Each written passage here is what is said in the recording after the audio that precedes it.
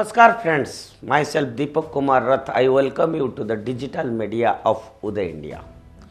Friends, on my regular episode that is What India Thinks, today I am going to explain you about the situations in Myanmar. As all you know that Operation 1027, why Myanmar rebels Operation 1027 should be a worry for India. The ongoing violence in Myanmar has taken a new turn with the launch of Operation 1027 by the People's Defense Force or PDF.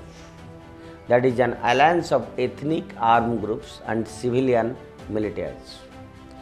The operation that began in late October has seen the rebels capture a strategic border crossing with India and make significant gains in several areas. And this escalation of violence has raised concerns in India that shares a long border with Myanmar. New Delhi must be worried about the potential for a refugee crisis as well as the possibility of cross-border incursions by the rebels. Friends, there are several reasons why Operation 1027 should be a worry for India. You know, the violence in Myanmar has already displaced hundreds of thousands of people. If the fighting intensifies, many more people could be forced to flee their homes.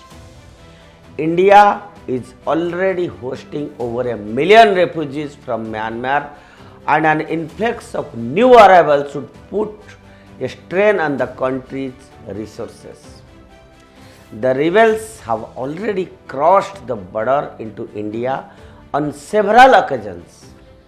If they continue to advance, there is a risk that they could carry out attacks on Indian territory also.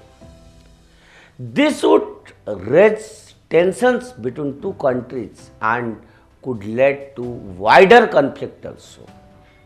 Myanmar is a major producer of illicit drugs and violence has disrupted the drug trade.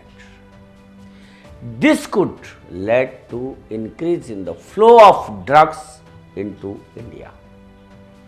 The instability in Myanmar could have wider security implications for India also. For example, it could provide an opportunity for China to increase its influence in the region. India has so far been cautious in its response to the violence in Myanmar. New Delhi has called for a ceasefire and has urged the Myanmar military to engage in dialogue with the rebels. However, India has also been reluctant to provide any direct support to the rebels.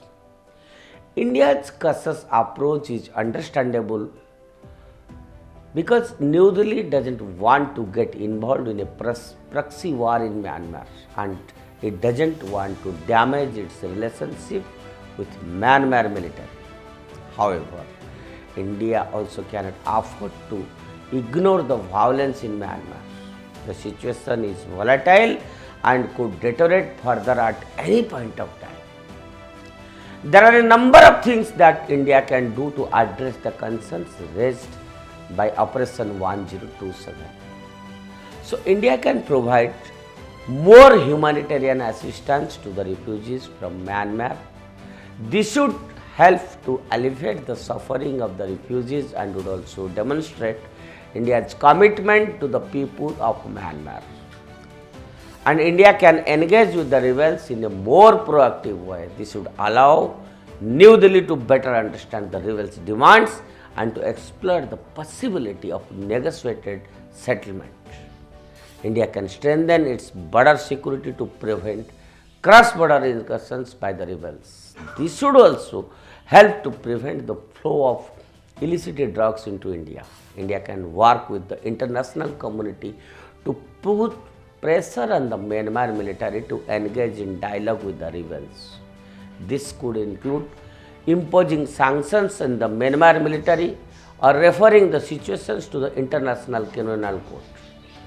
The violence in Myanmar is also a complex and challenging problem There is no easy solution. However, India can take a number of steps to address the concerns raised by Operation 1027 and to promote peace and stability in the region. That's all for today. Stay tuned with Uday India, and I again request you to subscribe Uday India.